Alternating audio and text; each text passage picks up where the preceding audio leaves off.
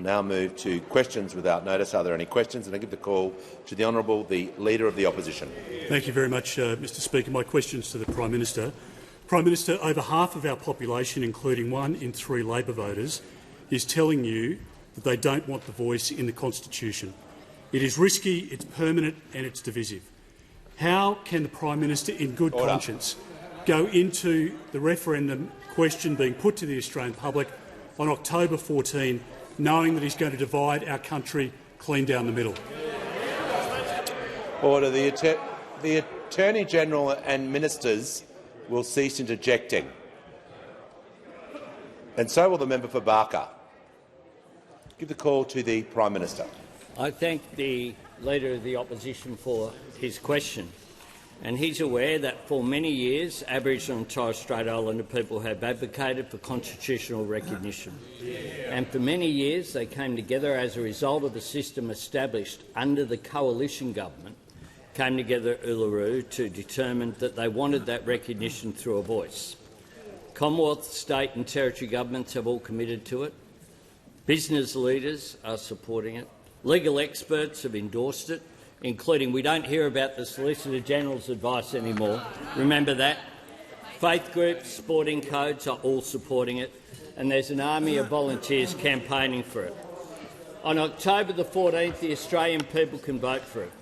They can vote yes for recognition, yes to listening, and yes in order to get better results. That is the position that we have put forward after consultation and after the gracious request from First Nations people.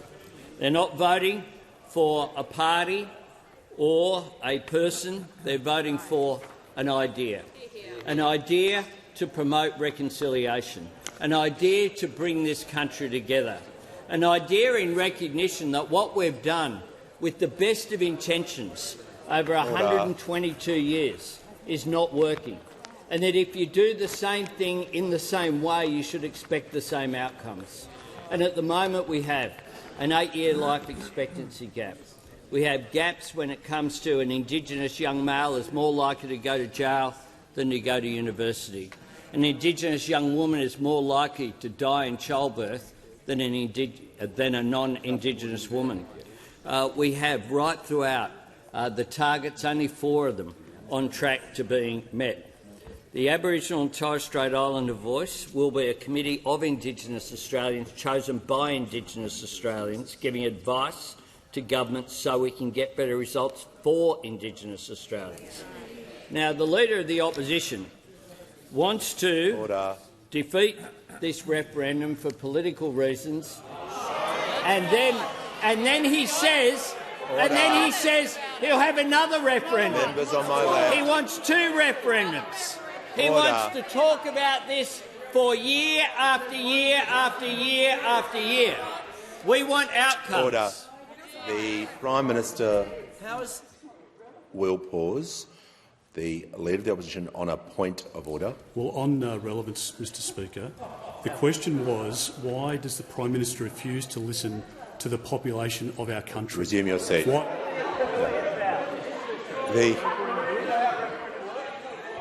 The Prime Minister is being relevant to the question as he order. It's not an excuse, Leader of the Opposition, to simply make a statement. It is the Prime Minister is being relevant as his question was about the constitutional change and about what is happening. He is giving context and detail, and I'll make sure he's being relevant. He has the call. I tell you what, no one is asking for a second referendum, which is his position. No one. No one. He wants to see Indigenous people. He just doesn't want them to be heard, Mr Speaker. Just doesn't want them to be heard. And then he said we can change the question. He voted for the legislation.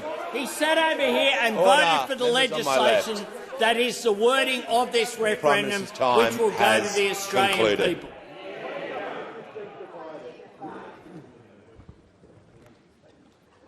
Give the call to the member for Corwell. Thank you, Speaker.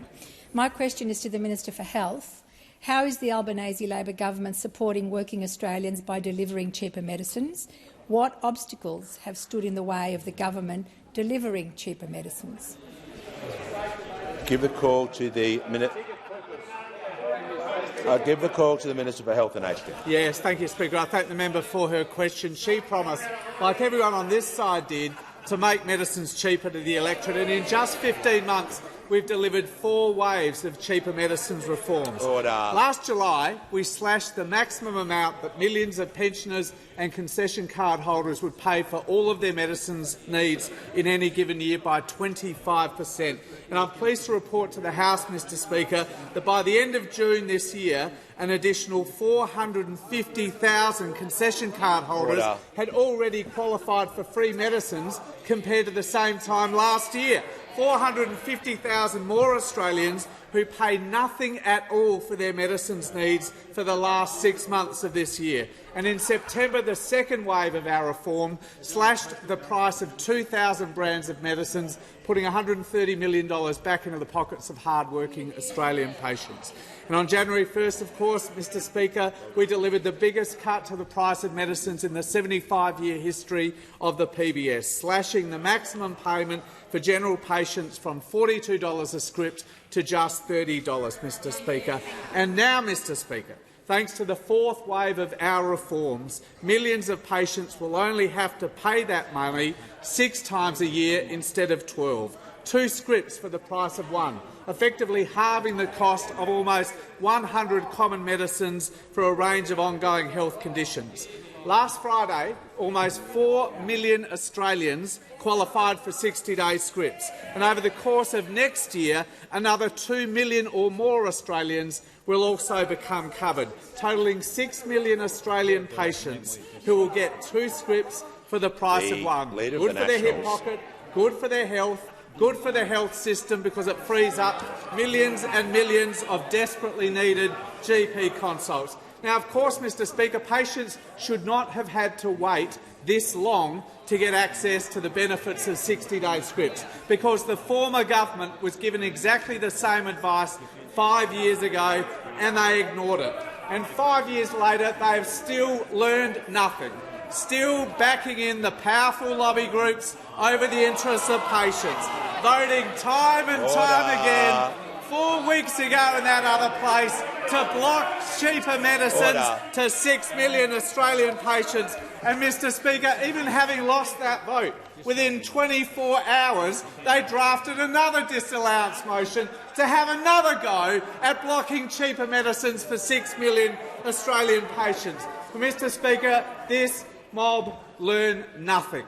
Always back in the interests of other people over the interests of Australian patients. And, Mr Speaker, I table the motion signed by Senator Ruston and Senator McKenzie within 24 hours. I'm tabling a document. Order. Yes, the minister's time has concluded. If he wishes to table a document, he can do so any time. Before I call the Deputy Leader of the Opposition, I am pleased to inform the House that present in the gallery today are participants in the 2023 Australian Defence Force Parliamentary Exchange Program, which I understand many of our fellow members are hosting this week. A warm welcome and thank you for your service to Australia. And I call the Prime Minister on indulgence. On behalf of the government, we very much welcome the men and women in uniform who serve our nation who are present with us today, and you honour us with your presence. Call the Leader of the Opposition on indulgence. Thank you, Mr Speaker. I join with the Prime Minister in offering a very warm word of welcome to those in uniform in the gallery today. It's an honour to have you up here working in the respective offices on all sides of the parliament. I hope it gives you some insight into the workings here. I hope it cures you of any interest of going into a political career post your career in uniform. But most importantly, there is a lot that we learn by having you in our office of your experiences and how we can make decisions that ultimately become in our country's best interests. And I give the call to the Deputy Leader of the Opposition. My question is to the Prime Minister. The authorised official history of the Uluru Statement from the Heart, written by co-chairs Megan Davis and Pat Anderson, was published 6 days ago. The almost 200-page hardcover book states, quote, "The statement was drafted and overwhelmingly—" Mr. Speaker. The members on my right. The Deputy Leader will just resume her seat briefly. Members on my right know the procedures of this place. It is highly disorderly to interject, particularly when questions are being asked. Members on my right are now formally warned, and the Deputy Leader of the Opposition will start her question again. My question is to the Prime Minister. The authorised official history of the Uluru Statement from the Heart, written by co-chairs Megan Davis and Pat Anderson, was published 6 days ago. The almost 200-page hardcover book states, quote, "The statement was drafted and overwhelmingly endorsed by the Convention's delegates. It is 15 pages long." End quote. Does the Prime Minister still maintain the Uluru Statement is just 1 page and that any suggestions otherwise are conspiracy theory and nonsense? Order. The Deputy Leader was heard in silence, and so will the Prime Minister. He has the call. Thanks, Mr Speaker. Wait till they reveal the secret verses of "You're the Voice" by John Farnham. Wait till they find that, Mr Speaker. Order. Because they're out there somewhere. There's a 10-minute bagpipe solo in there. It goes on and on and on and on. Mr Speaker. The Minister for Resources. So we had in that question that it's 200 pages. Then we had it as 20 pages. Yes, on the front page of the paper was 15 pages. What happened? If you have a look at what it says, the record of meetings and views in different locations that are published very helpfully today in News Corp tabloids, it says things like this. For example, delegates at the First Nations Regional Dialogue stated that the reform must be substantive, meaning that minimal reform or symbolic reform is not enough. Dialogues emphasising that reform need to be substantive and structural include Hobart, Broome, Darwin, Perth, Sydney, Ross River, Adelaide, Brisbane, Torres Strait and Canberra. It goes on and says, for example, Order. the document quote the reports from individual dialogue meetings. For example, they cite the reflection of the participants in the Perth dialogue that we have learned through the leaders of the Pilbara strike, we have learned from the stories of our big sisters, our mothers, how to be proud of who we are. Mr Speaker, in the lead-up to the Uluru Statement from the Heart, there were hundreds of meetings involving thousands of Indigenous people set up under the former government, this process. Set up under the former government. Meeting at Uluru in 2017 to agree to the Uluru Statement from the Heart, which I tabled, the one-page document. And they know full well that Megan Davis has made it very clear that the Uluru Statement is 1 page. Order. What we have here is a whole range of meeting minutes, effectively, of the hundreds of meetings that took place in the lead-up to Uluru, because it was well thought through, Mr Speaker, and they came up with a gracious 440-word statement. 440-word statement, just like the words that are in the question before the Australian people are very clear and succinct as well.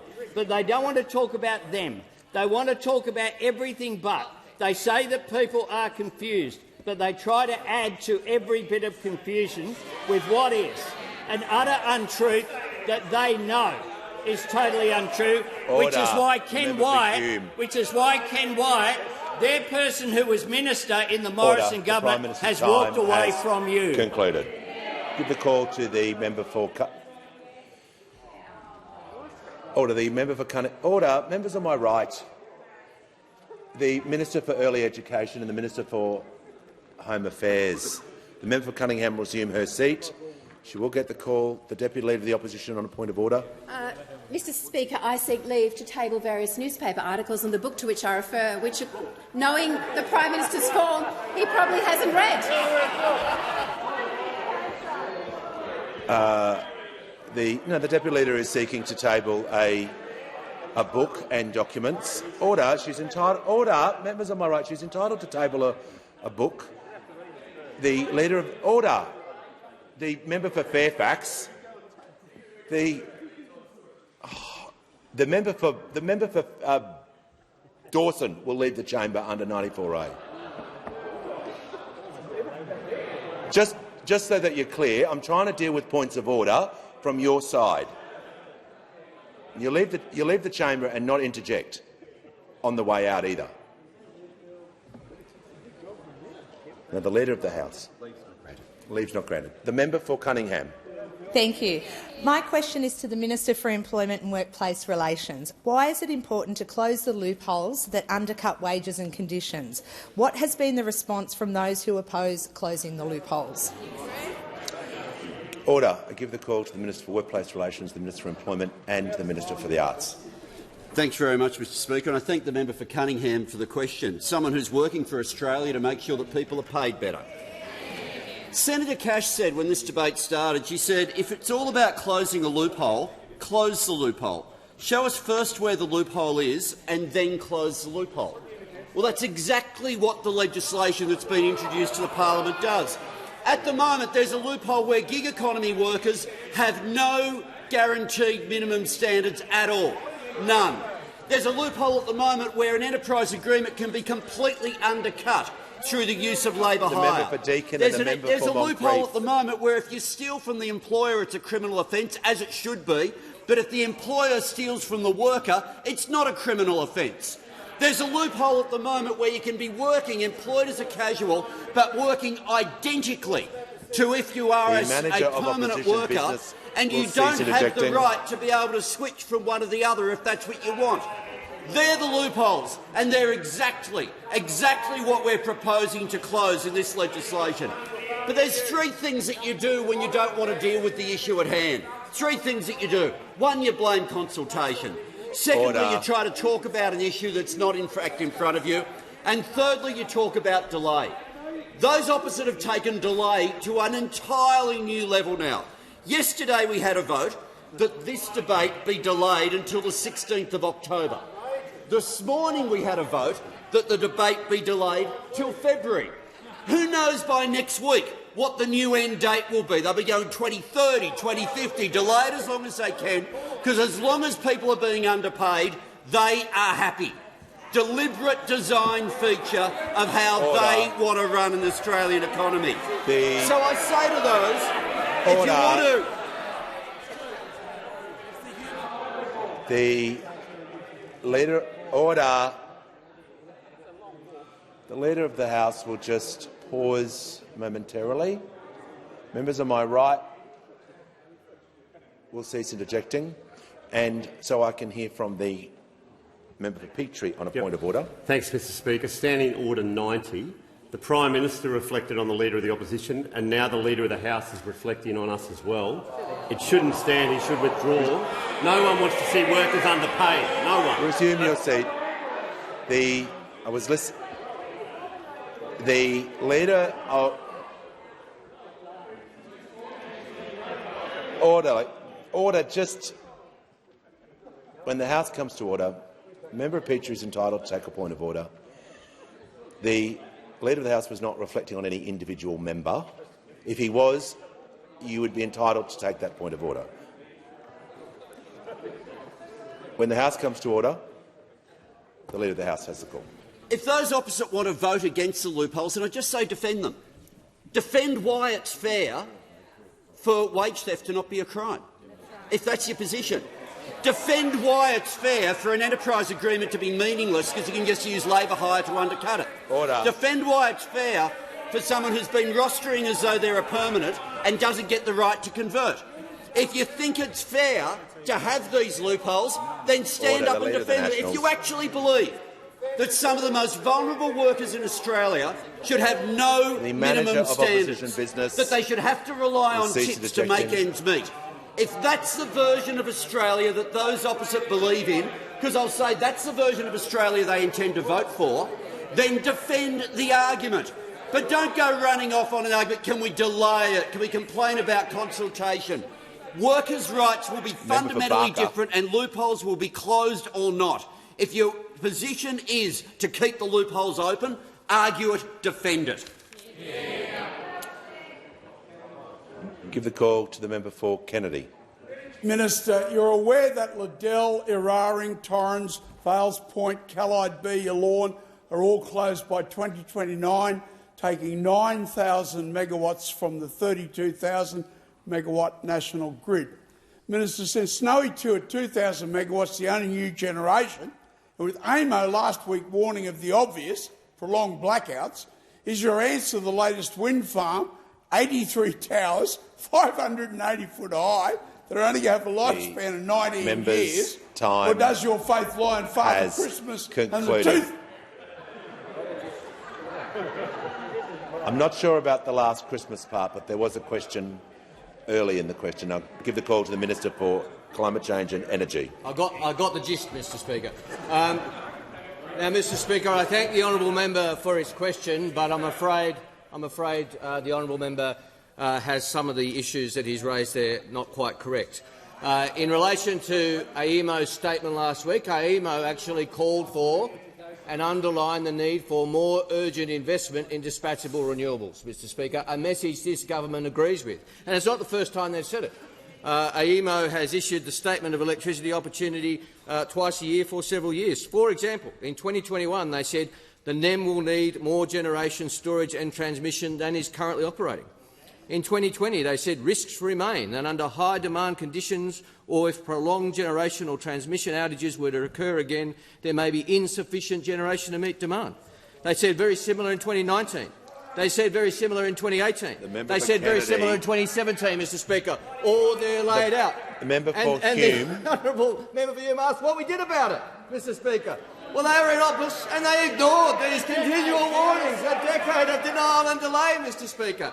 And the honourable member for Kennedy says Snowy is the only new generation coming on. I'm afraid that is not correct, Mr. Speaker. In fact, I'm happy to share with the House that in the last financial year, AEMO approved 6.8 gigawatts of new generation, Mr. Speaker. That's up from 4 gigawatts the year before. That's an increase of 2.6 gigawatts in the last financial year of new generation approved by AEMO. In fact, AEMO has said there are 3.4 more gigawatts available going into this summer than last summer, Mr. Speaker.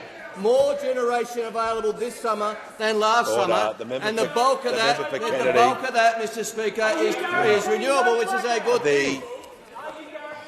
The minister will pause so I can hear a point of order and warn the member for Fairfax. Mr. Speaker, the question on your point of order, state what the point of order is, and we'll deal with it, member for Kennedy. The point of order is the question was 8,000 is going off. The minister has said 6,000. Resume your seat. Resume your seat. Resume your seat. Points of order, member for Kennedy, are not a time to debate the question. The minister has the call. Thanks very much, Mr. Speaker. AEMO also said last week federal and state initiatives, including transmission projects identified in the Integrated System Plan and mechanisms delivering firming capacity, such as the Commonwealth's Capacity Investment Scheme, can address many of the identified risks over the next 10-year horizon. That's a Commonwealth scheme which this Commonwealth government has delivered, which the previous government talked about and could not deliver, Mr. Speaker. What we need is more investment in generation and dispatchable energy, Mr. Speaker, and that's exactly what we're getting under the policy settings of this government. That's exactly what we lacked for 10 long years. Before I call the member for Swan, I'm pleased to inform the House that present in the gallery today are a group of students participating in the Work Exposure in Government program, the WEX program. On behalf of the House, I look forward to meeting you all after question time, and welcome to question time.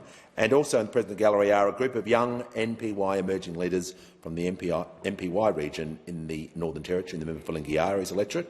A big welcome to you, and to Councillor Jim Mameti and Councillor Richard Lim OAM from the City of Greater Dandenong in the member for Holt's electorate. Welcome as well.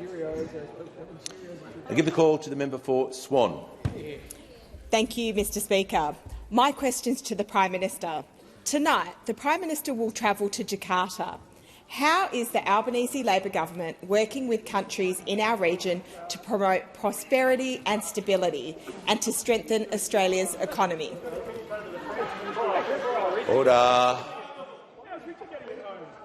Members on my left will cease interjecting immediately. The Prime Minister has the call. Thanks, Mr Speaker. Australia's economic future is entwined with the economies of Asia. Our prosperity and security are connected to what happens in this very region. And tomorrow, at the East Asia Summit and then the ASEAN meeting, is an important occasion for Australia to advance our interests. And that is why my government has made serious, sustained and consistent engagement in our region an absolute priority. And tomorrow in Jakarta, together with Senator Wong, I'll be launching Invested, Australia's Southeast Asia Economic Strategy to 2040. This has been developed by Nick Moore, the Special Envoy for Southeast Asia, and I do want to thank Nicholas for the extraordinary work that he has done. This is the most substantive piece of work ever done about Australia's relations when it comes to our economic future with Southeast Asia. The opportunity that we have to create prosperity and create jobs here, as well as to lift living standards in our region.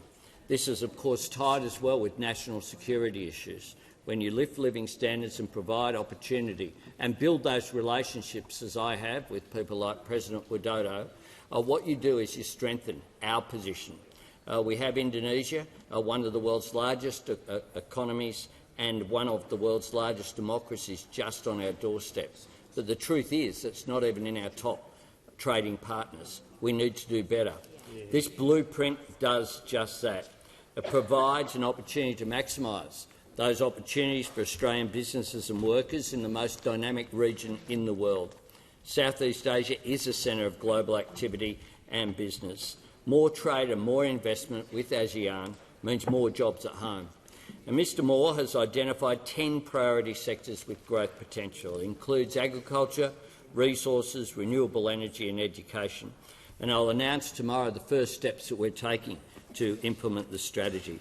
This will be an important visit, and I thank President Widodo for once again hosting a very important international gathering.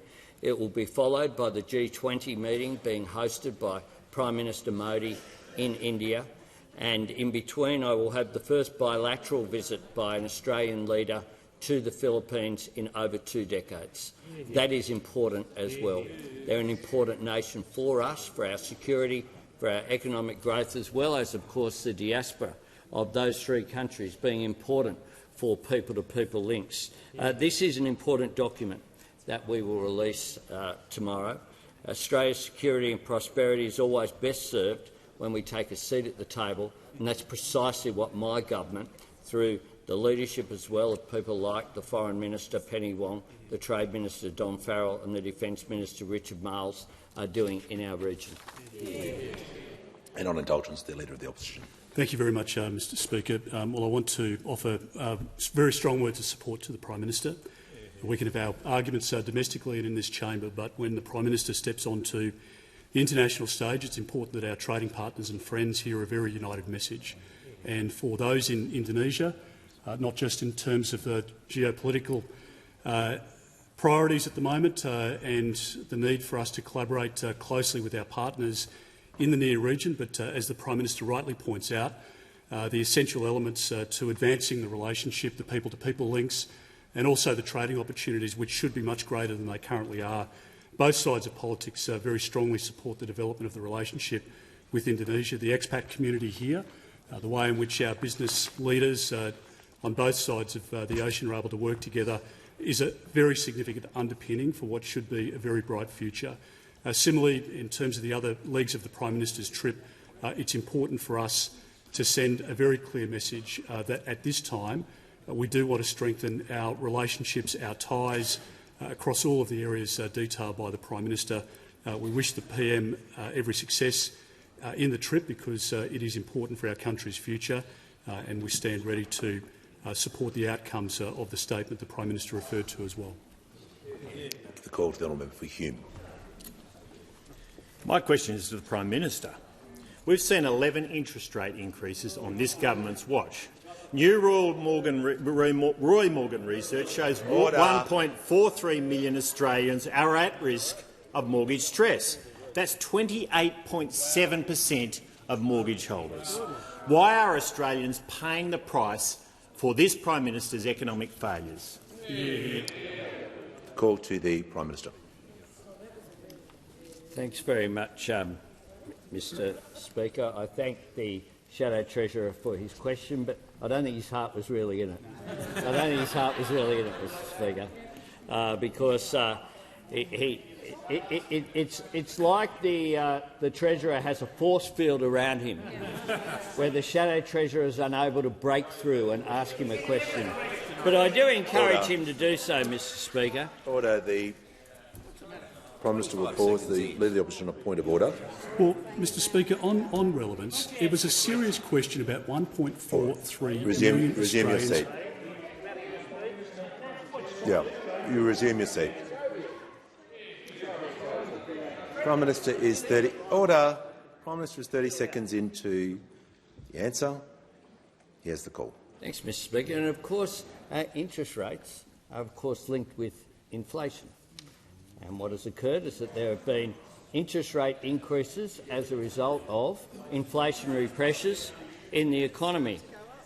Inflation peaked at 2.1% in the March 2022 quarter.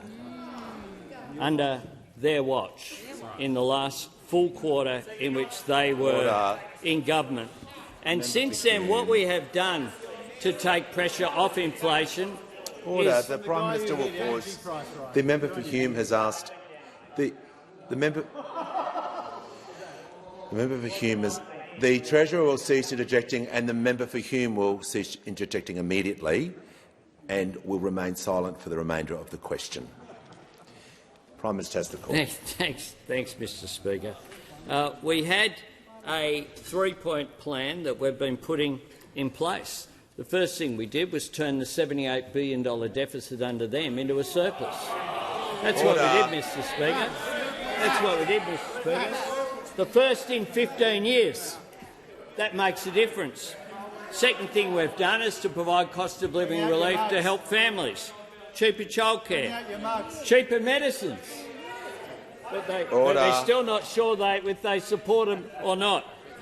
The energy price relief plan that they opposed, affordable and social housing, strengthening the social safety net. The Prime Minister will pause. The member for Fairfax was on a warning. The process is, if you're warned and you interject again on the warning, you will leave the chamber under 94A. The Prime Minister has the call. The third element, of course, is the supply-side challenges. The National Reconstruction Fund, $15 billion to support new industries to deal with transition as well for existing industries. The policy we have on skills and TAFE, where we promised 180,000 fee-free TAFE places, and we've not only met that target, we have beaten it by 34,000 already, with 214,000. The plan we have of rewiring the nation, fixing the energy grid, bring it into the 21st century. Those three-part plan to deal with inflation, all about dealing with the inflationary pressures that were there, that I say peaked in the March 2022 quarter. Now, inflation is moderating, and we welcome that. We welcome that. We hope to see it moderate more, and we'll welcome that as well. But we actually have an economic plan, unlike those opposite, who, of course, hid the energy price rise before they were in government and introduced a special regulation to do so. Order. The Treasurer will cease interjecting. So give the call to the member for Aston. Thank you, Speaker.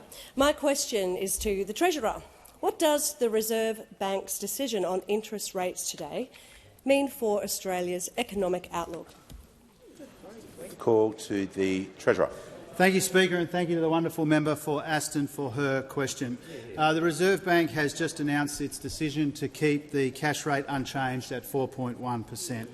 Now, as honourable members would be aware, this is the third month in a row that rates have been kept on hold, a third moment of relief and reprieve for many Australians and small businesses that we know are already under the pump, particularly those who have come off fixed rates and the 500,000 more who will transition before the end of the year.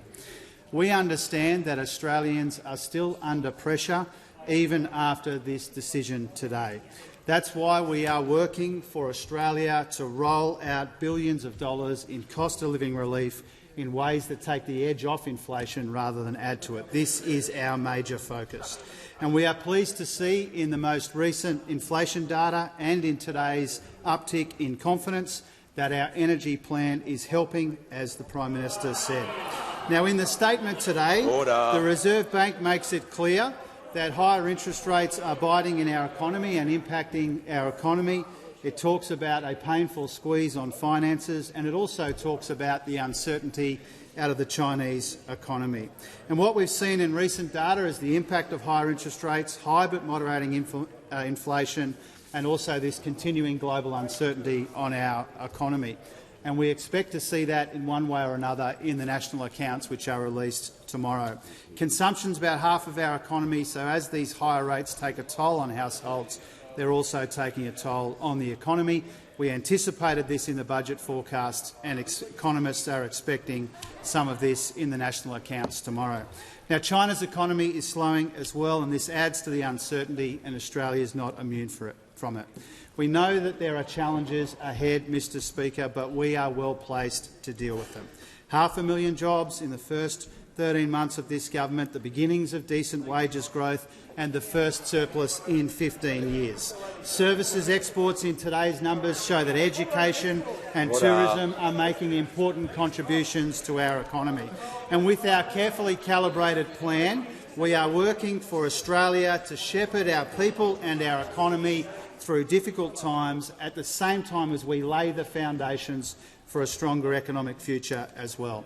Now, Mr Speaker, I also wanted to say that today is Governor Lowe's final Reserve Bank board meeting, and he goes, as we've said before, he leaves that important role with the government's respect, the government's gratitude, and he leaves with dignity.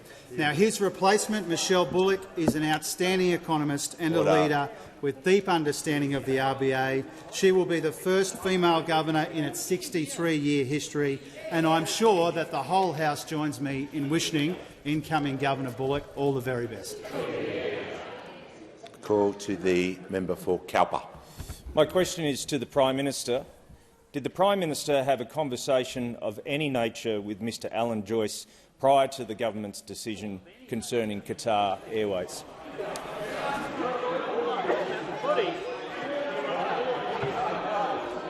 Order. The Prime Minister has the call. Order. Members on my right. The Prime Minister has the call. Thanks, Mr Speaker. I can confirm that I've met Alan Joyce, which is basically what the question was.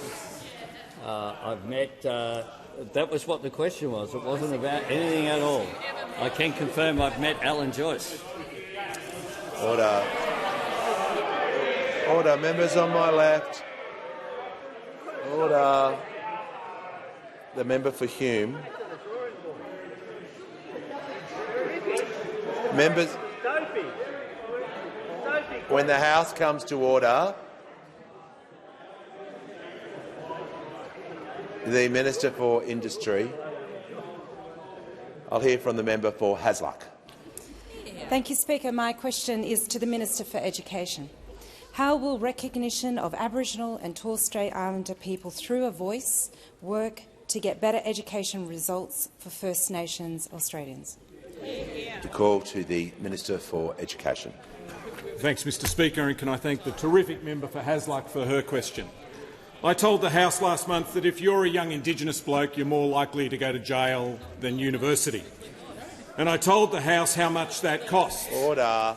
It costs taxpayers an average of $11,000 a year to send an Australian to university, and it costs around $148,000 a year to send them to prison, more than 13 times as much. In Parliament today we're debating legislation that will help increase the number of young Indigenous people that go to university. If you're a young Indigenous student at the moment and you get the marks, you're guaranteed a spot at university. But only if you live in the bush, only if you live in regional Australia, not if you live in the suburbs or our cities. So it applies if you live in Townsville but not in Logan, if you live in Armidale but not in Mount Druitt, if you live in Port Hedland but not in Perth. This legislation means it will now apply to all Indigenous Australians right across the country. It doesn't mean uni's free. You still pay HECS. But what it means is if you finish school and you get the marks, you're guaranteed a spot. And the Universities Accord report says that this could potentially double the number of young Indigenous people at university within a decade. That's a good thing. I want to thank the Liberal Party, I want to thank the National Party, I want to thank the crossbenchers for their unequivocal support for this. It's a good example of what we can do when we work together. But let's not kid ourselves. This doesn't close the gap, not by much. At the moment, about 45% of young Australian adults have a uni degree, but only 7% of young Indigenous adults have a university degree. And if this legislation works, then that will increase that from 7% in a decade up to 12%. So we still have this massive gap. We all want this to close. But if we want this gap to close, we have to do more than just change laws like this. We have to change the way we do things. And we don't need 2 referendums to do that. We only need one. But we need one that does something practical. And that's what The Voice is. It's not the idea of politicians. It's the idea of Indigenous Australians that are asking us to listen. Because when you listen, you make better decisions. You get better results. We've got nothing to fear from a practical idea like listening. The Minister will pause. The Minister will pause. The member for Grey on a point of order.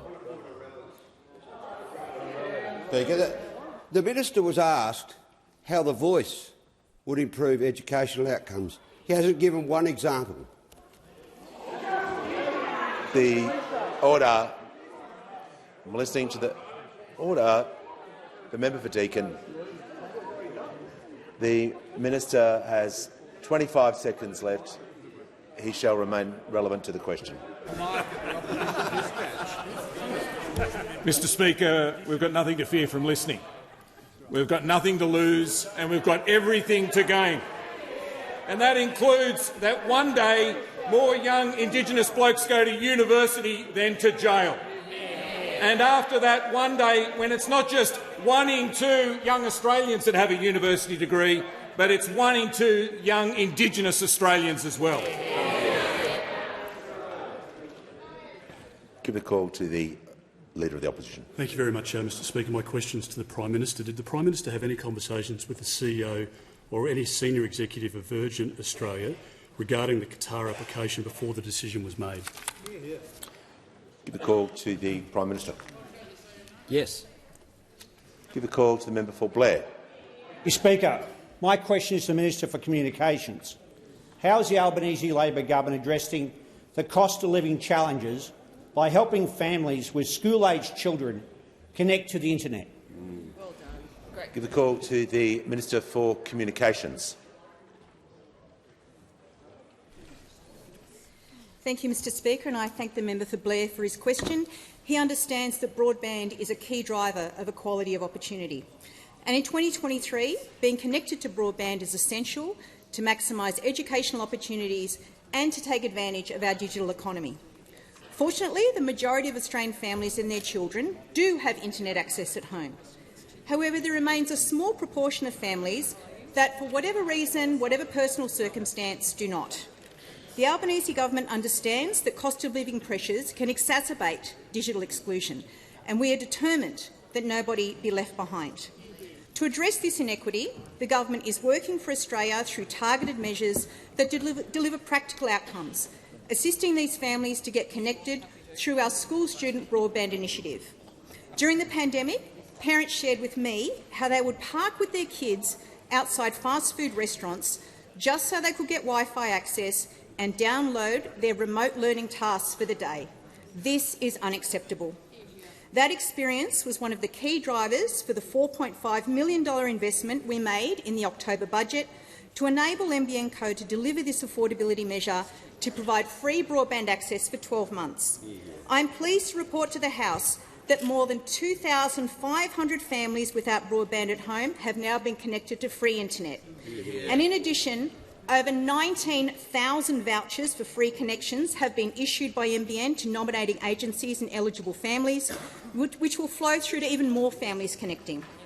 The Queensland Department of Education is the latest nominating organisation to come on board, also working with the Smith family to reach families who may benefit from the scheme.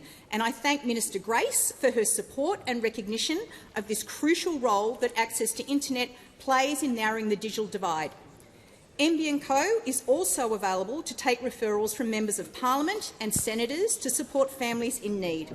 And I'm pleased that a number of colleagues across the parliament are promoting the initiative and identifying families in their own electorates. I thank you for your support and I look forward to working with you on this important initiative. Given the ongoing demand for this program, I'm also pleased to inform the House that we have extended the nominating period for eligible families to obtain a free internet connection until the end of Term 1 in 2024. That's because, Mr Speaker, we want to ensure that as many families as possible can take advantage of this very important cost of living assistance, so that students, regardless of their circumstances, can access the internet to undertake their education with the same equitable access to broadband as their peers. Before I call the member for Calare, I'd like to recognise Mike Simon, the former member for Deakin and councillor for the Maroona City Council, in the gallery today. I give the call to the member for Calare. To the Prime Minister. Since the days of the gold rush, our communities have been fighting for a crossing over the Macquarie River at Dixon's Long Point between Mudgee and Orange. There was $27.8 million of allocated funding sitting in the kitty, and the project had gone out to tender before your government roadblocked it. Today I met with the relevant state minister, and there's no immediate contribution for this federal initiative. Will your government support the people of our region by building this game-changing bridge, and why can't the $27.8 million be spent on improving the existing road? Give the call to the Prime Minister. I thank the member for Calare for his question. I thank him also for raising it with me, as he has made representations on behalf of his constituents. I have also had discussions I've raised it with the New South Wales government, and I know I've raised it with the Transport Minister as well, and I'd ask the Transport Minister to also make some comments. I'll give the call to the Minister for Infrastructure, Transport, Regional Development and Local Government. Thanks very much, and can I also thank the member for Calare for the question. I know he's a strong advocate of this project, and you're right, the former government did make some provision for this road, but however it was at least $20 million short of what was required to actually build the road, and that is before we'd had to do some further work. And the project also involved a number of significant delivery challenges which were not met. And it again goes to the point of the problems that we saw with the infrastructure investment pipeline from those opposite, making promises before there is any proper planning work or any proper understanding of the proper costs. So we've got a pipeline that is billions and billions and billions of dollars short of what is actually required to deliver these projects.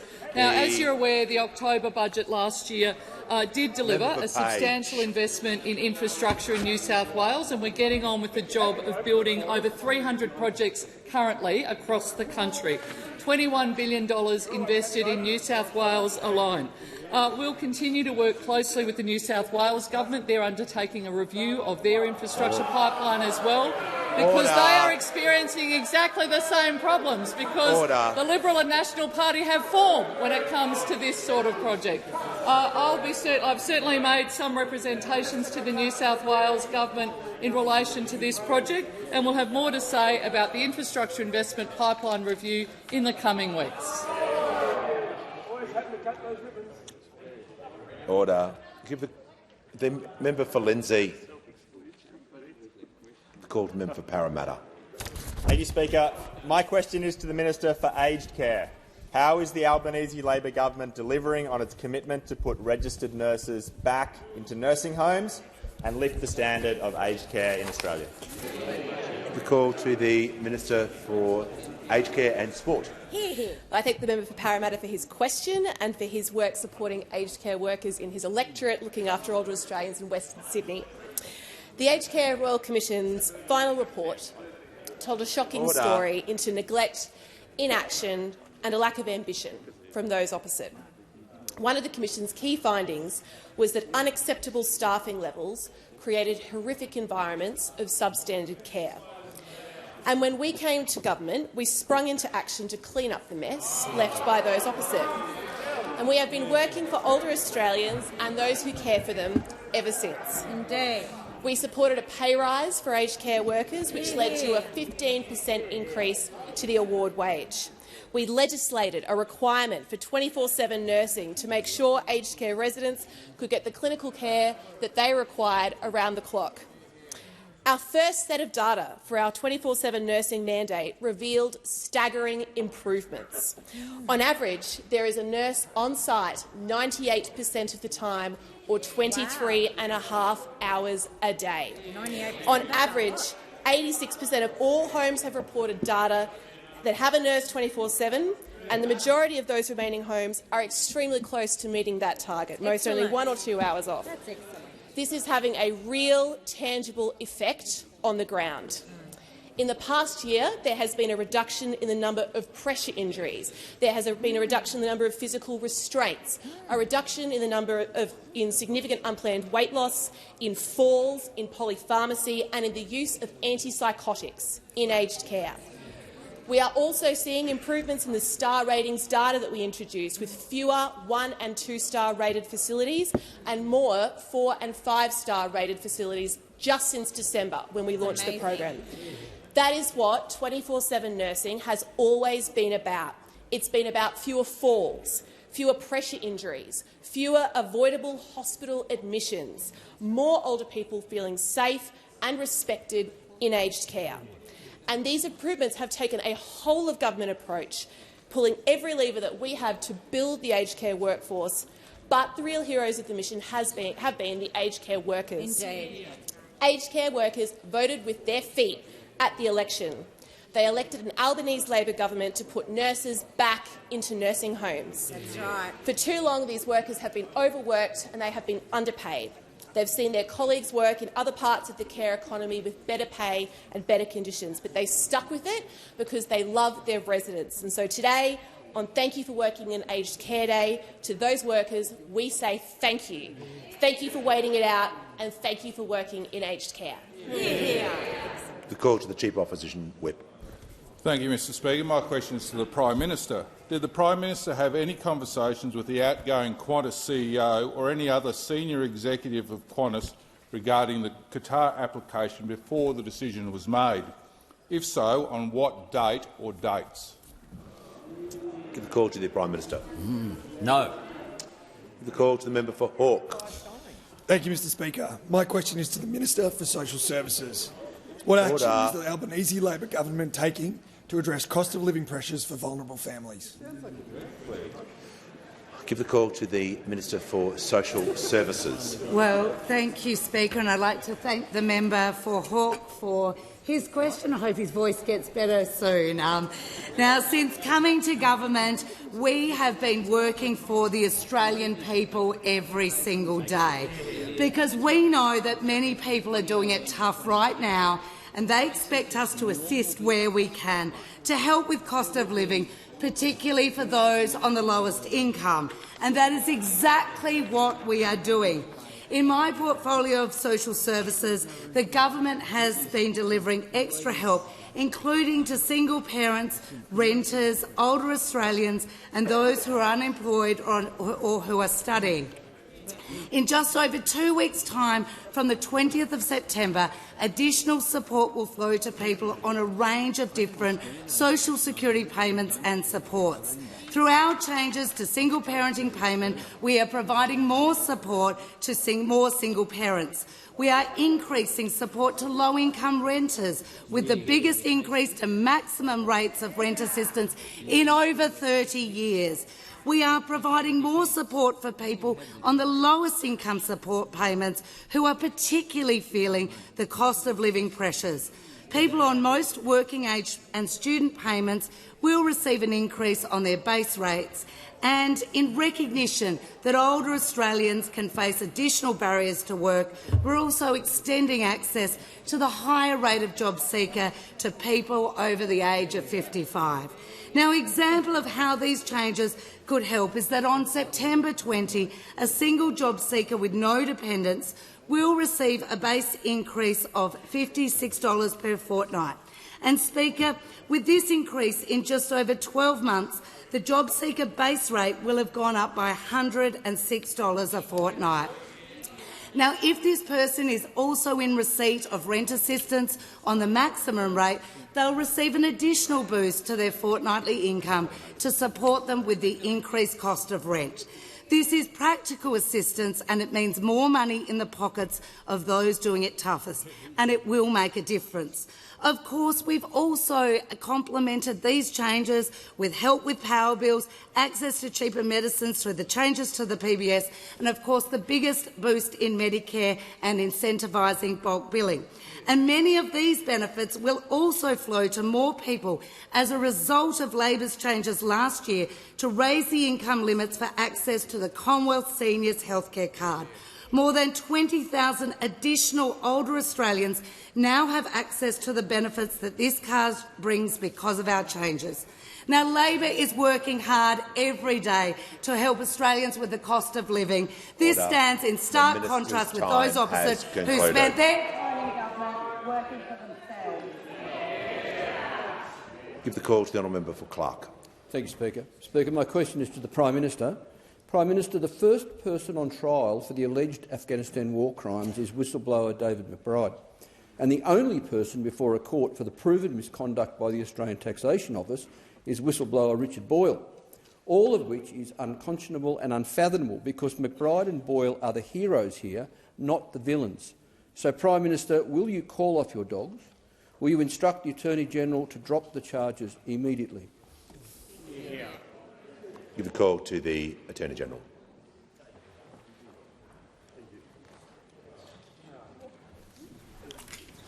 Before the Attorney-General— Thank you, Mr Speaker. Just before the Attorney-General takes the call, I'll just allow him to pause a moment so I can hear on a point of order. Mr Speaker, I respectfully ask that that question be asked again without the reference, as if I heard it correctly, to dog, because I think it is unparliamentary and should not have been used. And I would, if it was a reference to either the Attorney-General or our intelligence agencies, that is completely unacceptable.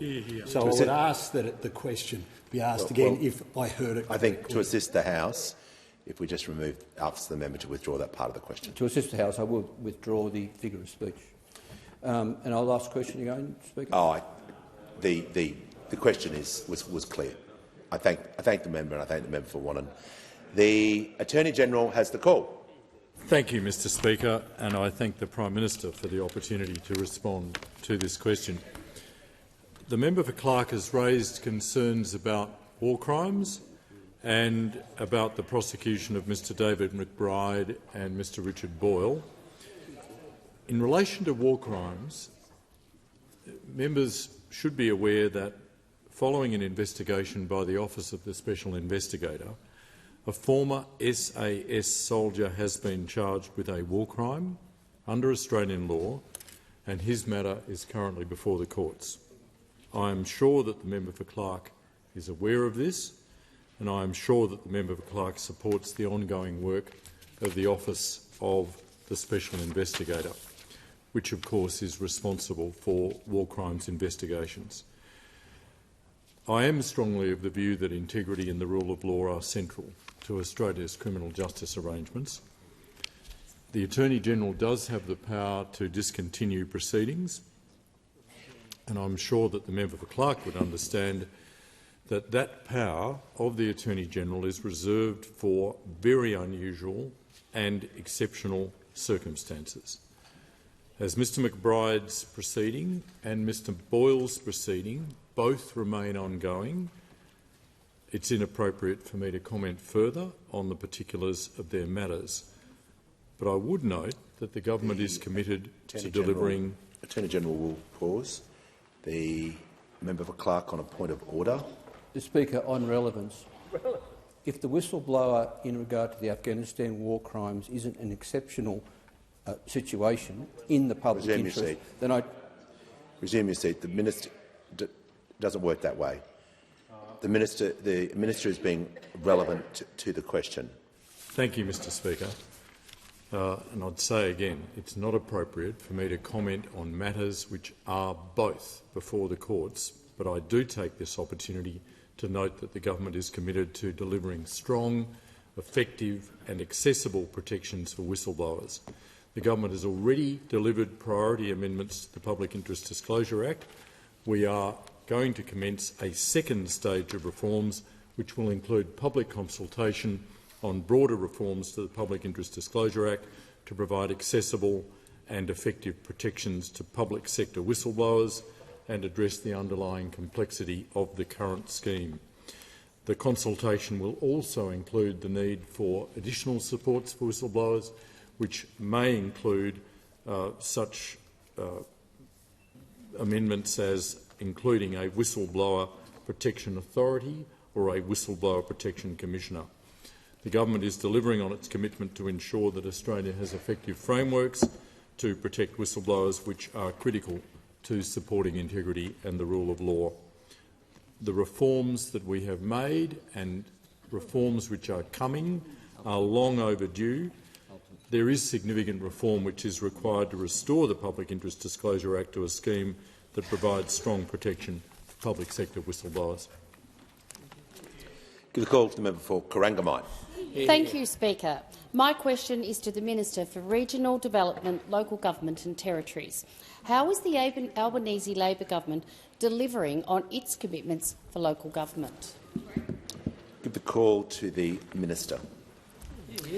Thank you, and I thank the member for the question, who's a strong advocate for her region and a two-time mayor, so she absolutely understands local government. Thank you for your work.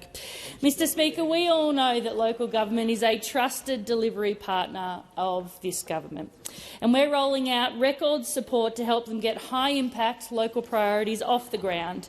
Since becoming the minister, I've met with 250 local councils from around the country, both in their communities and in this place, and they all tell me how critical federal government funding is to their operations. And this was echoed to me in the last fortnight at the Local Government Ministers Forum in Adelaide. The common theme from all jurisdictions across the country was that when we work together, we can get more done. Mr. Speaker, the Albanese government continues to support councils to rejuvenate and transform their communities. We've listened to them and we've increased local roads and community infrastructure program funding by $750 million. We extended delivery timeframes to enable councils to deliver projects that will have lasting benefits in their communities. And when I was in Adelaide, I visited the City of Burnside, a fantastic council that are upgrading the George Bolton swimming pool heating, replacing an ageing gas pool heater to an all-new electric system, which was funded through Phase 4 of LRCI program funding. This commitment will support them to be carbon neutral by 2030, and it will see the money that they are saving put into other priority projects. Earlier this year, I met with the Macdonald Regional Council in Northern Territory, which had a number of roads washed away due to extreme weather events. And I want to thank the member for Lingiari, who helped me meet a number of remote councils.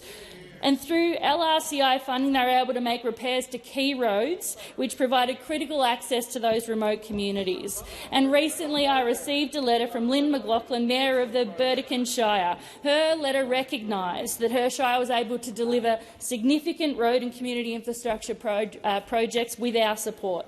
We are bringing local government back to the table through our reinstatement of the Australian Council of Local Government and their inclusion in the National Cabinet. Feedback received from a number of local councils said that the ACLG provided them with a fantastic opportunity to connect directly with government ministers and to have one-on-one conversations with the Prime Minister. In fact, our government is working for Australia by investing in local councils. $3.1 billion through financial assistance grants, $500 million through Roads to Recovery, $85 million through Bridges Renewal, $100 million through Community Energy Upgrade Funds, and bringing forward $1.8 million in disaster relief funding. And just last week, we launched the $400 million Regional Precincts and Partnerships program. This is what it looks like when you deliver with local councils right across the country. Just before I call the Prime Minister, I'm just going to ask the member for Barker to withdraw the comment that he said during that answer. Happy to withdraw. Thank you.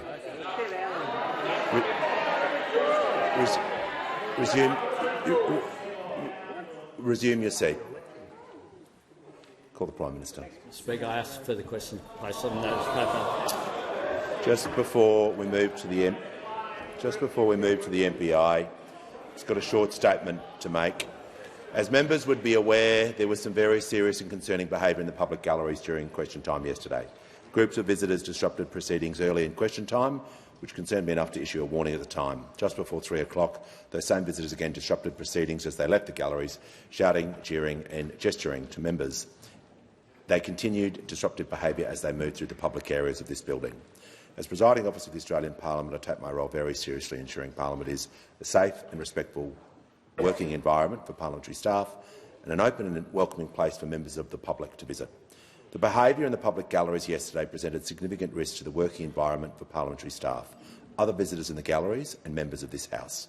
It is unacceptable for people to enter the public galleries in an attempt to protest or express their views or disrupt proceedings.